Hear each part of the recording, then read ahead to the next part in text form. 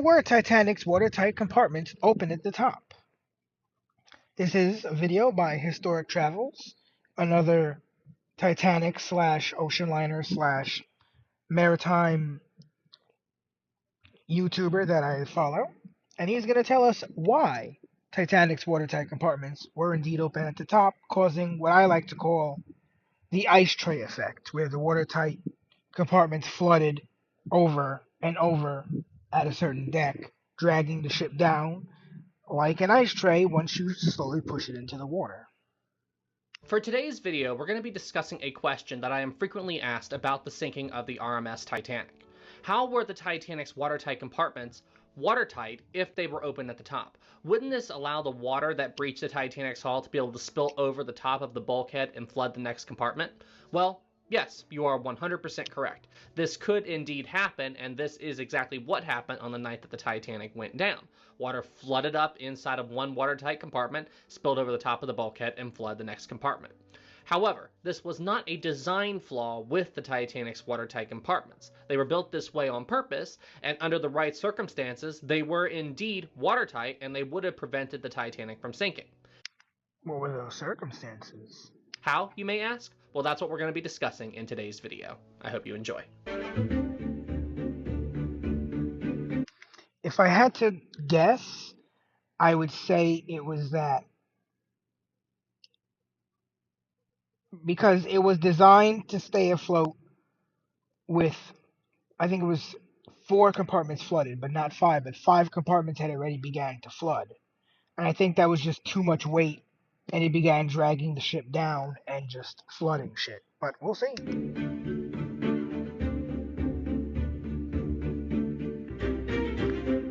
Special thanks to Titanic Honor and Glory for providing the sinking animation you're going to see in today's video. Please check out their work in the description below. Okay. Also, let's have a moment of silence for all of those lost during that horrible event.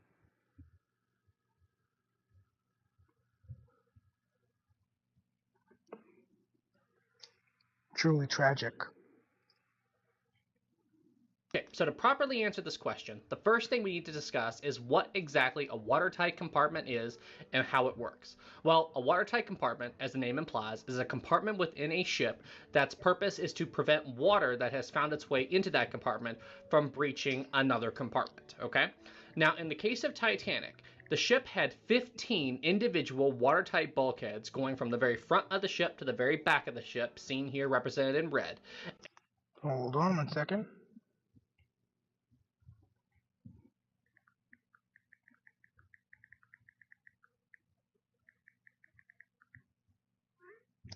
Life doesn't stop. These 15 watertight bulkheads made 16 individual watertight compartments. Now, in order to allow Titanic's passengers and crew to move from one watertight compartment into another one, the watertight bulkheads had openings in them, and at each of these openings you would find a watertight door.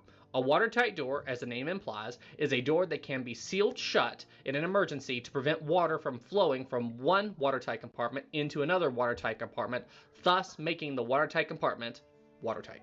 Now, there were 2 different types of watertight doors located on the Titanic's watertight bulkheads, and in order to make that watertight bulkhead watertight, both of these doors would have to be closed. There were watertight doors that were closed vertically and ones that were closed horizontally. Now, the vertical closing watertight doors, these were located at the very bottom of the Titanic, in between the ship's boiler rooms, cargo hold, and engine rooms and such. These are the doors that would needed to be closed the quickest in the event of an emergency. And because of this, there were 3 different ways to close these doors. The first way was manually by hand. Any crew member working down there, if they saw flooding, they could close the doors on their own.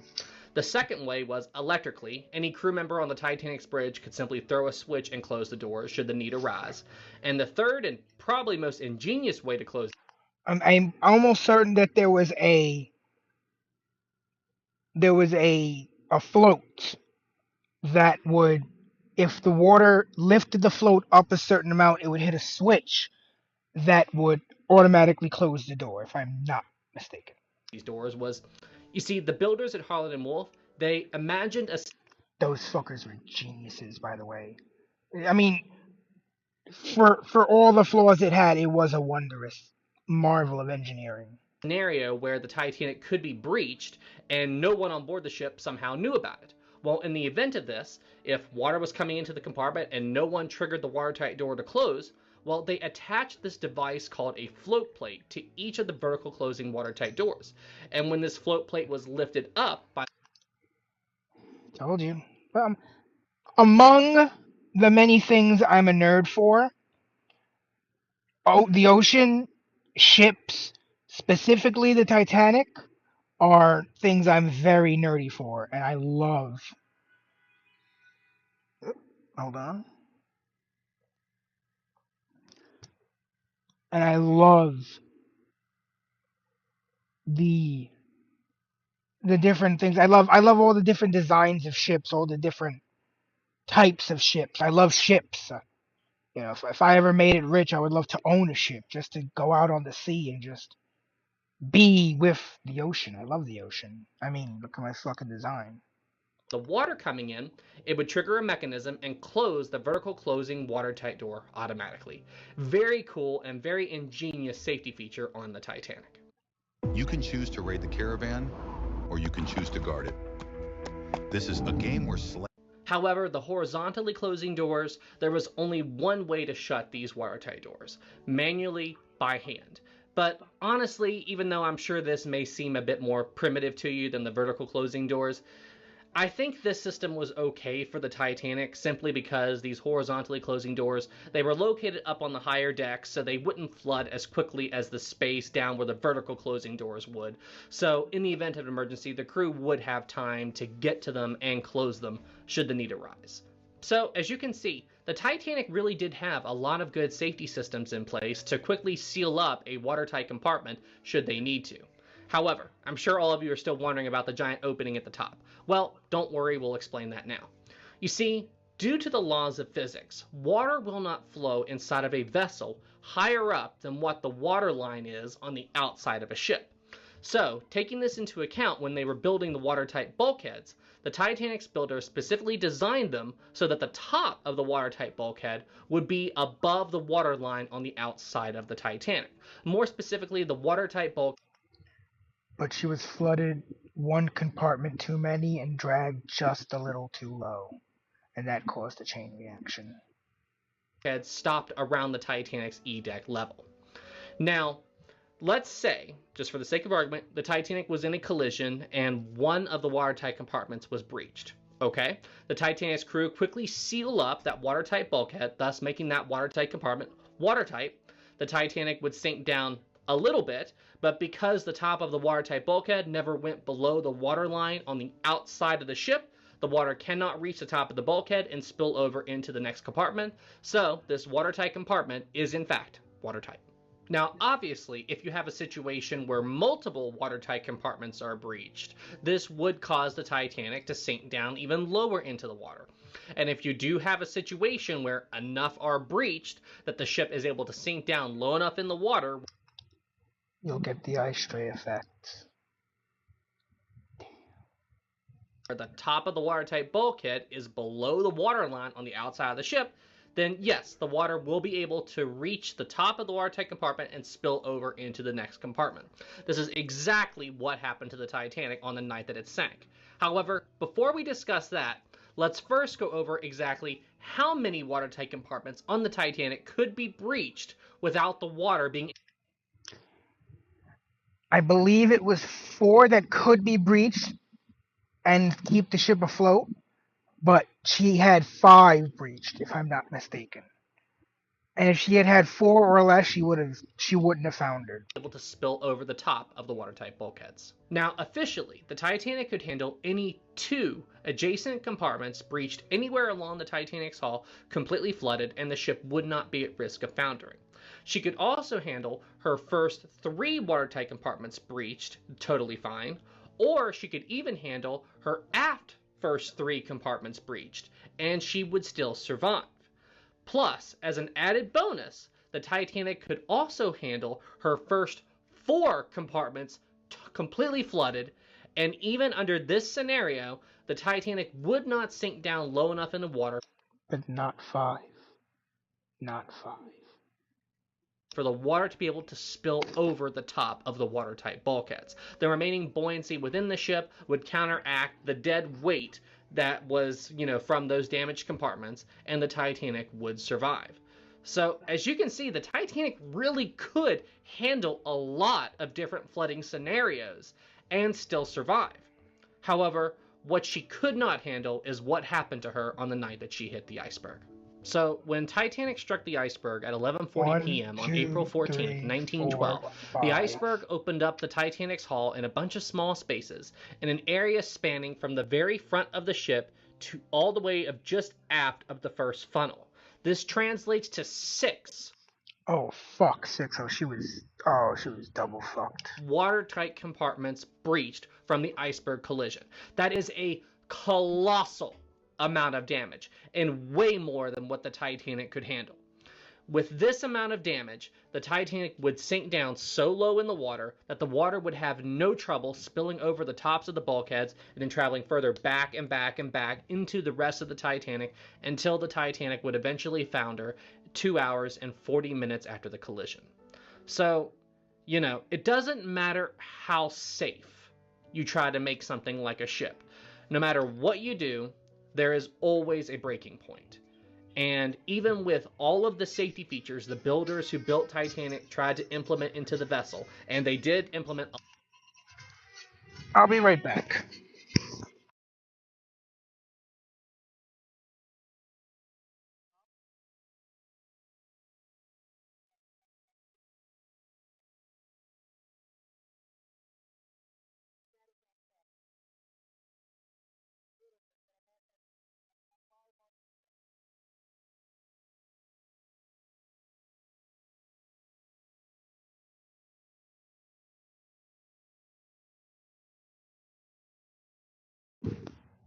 Okay, we're back. A lot of them, the first 4 compartments breached at the front of the ship was the worst case scenario they could imagine at the time. But they had 2 more. I thought it was 1 more.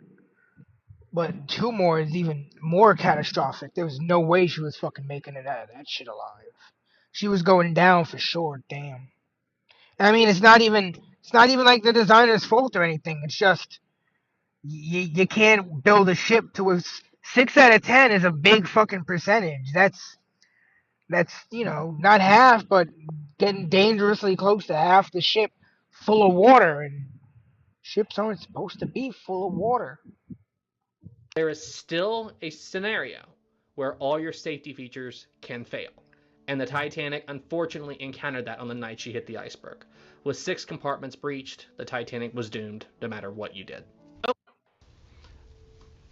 When your kid is hurting and there's nothing you can do about it.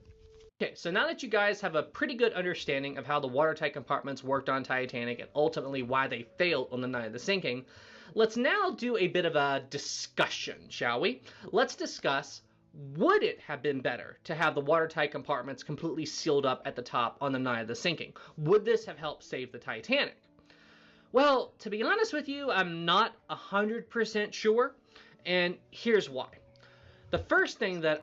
With all that water and added weight in the front, it's going to drag the front of the ship down. And if there is any point of egress into the ship from the outside, like a porthole or something that is dragged beneath the water, there's a possibility that water can then begin to enter the ship, further dragging it down, further causing it to founder. I would think that would go wrong in a situation like this is, wouldn't all of the crew in those watertight compartments simply be trapped in there once all the watertight doors were shut? Wouldn't they wouldn't have any way to get out if they couldn't go up and over, like what a lot of them did on the night that the Titanic sank.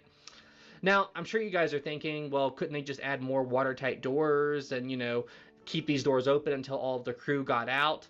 Well, I guess. I mean, I still can't imagine a scenario where all of the crew would get out in that situation. I'm sure some of them would get trapped down there.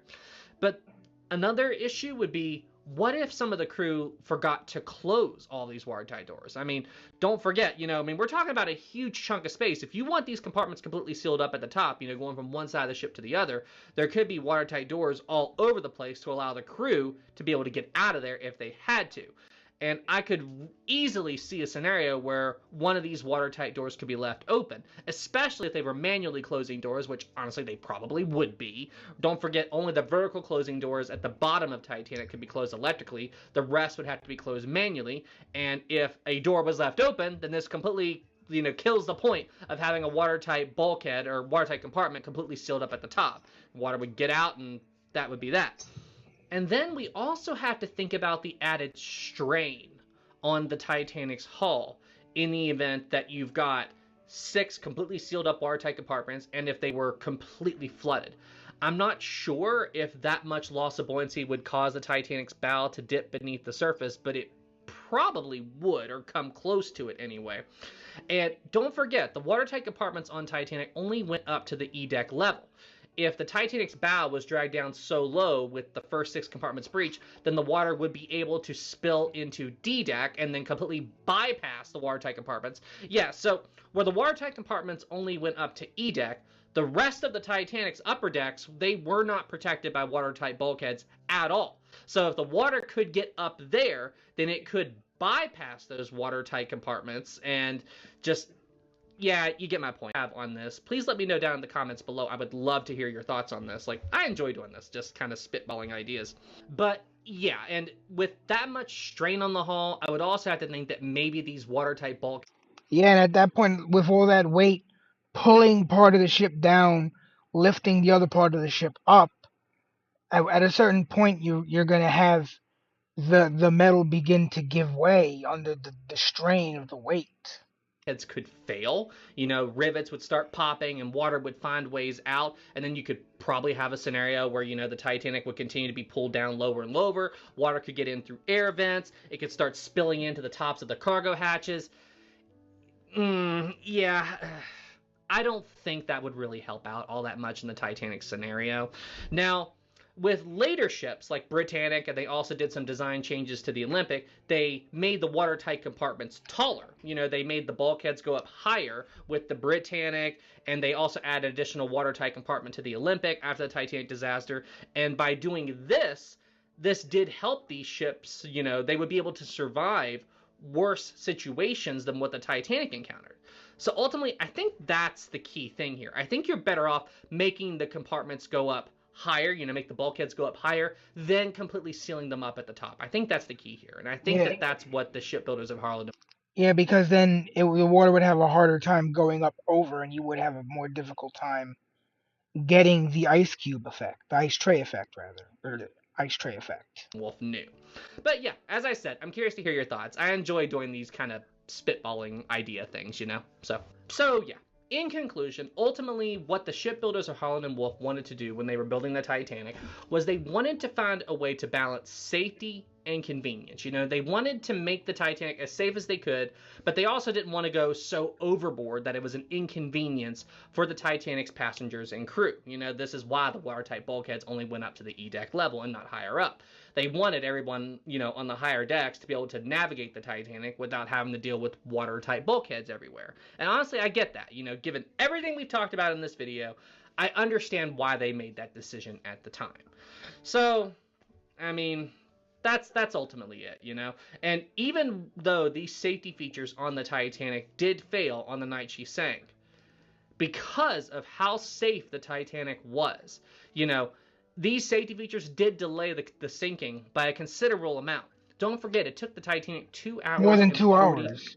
Almost 3 hours. 2 hours and 40, I think, 2 hours and 45 minutes? Minutes to sink. And look right here at this animation that's on screen right now. Don't forget, it took the Titanic 2 hours and 40 minutes to sink.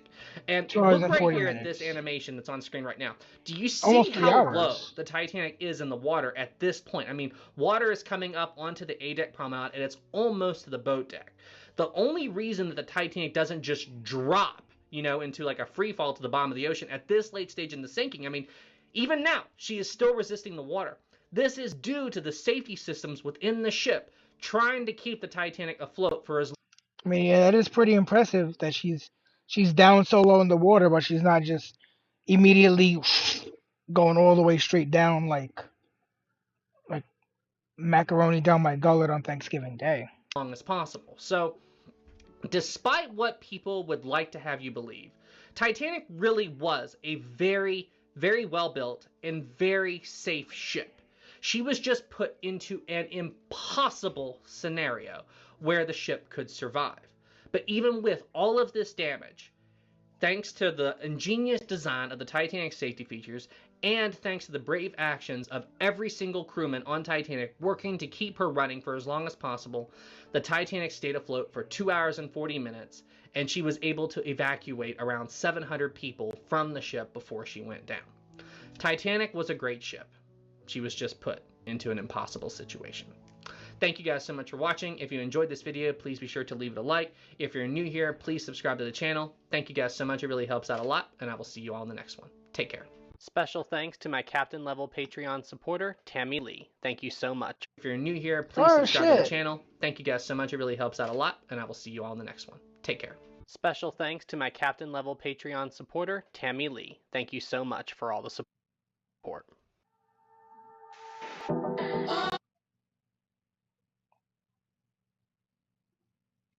He uses iMovie. I'm not subscribed on this channel. This is my reactor channel, so I may not be subscribed, but on my actual, like, when I sit down to view YouTube, not reacting to shit, just like sitting in my car, drinking some soda, eating some McDonald's, and I want to just veg out to some shit, I'm not signed into this account. I'm signed into a different account. But yeah, just looking back from this particular part, I know he uses iMovie. Nice. Special thanks to my Captain level Patreon supporter, Tammy Lee. Thank you so much for all the support. Yep. That's iMovie. This is probably not, because I wouldn't know how you do this in iMovie, but the rest is. Nice.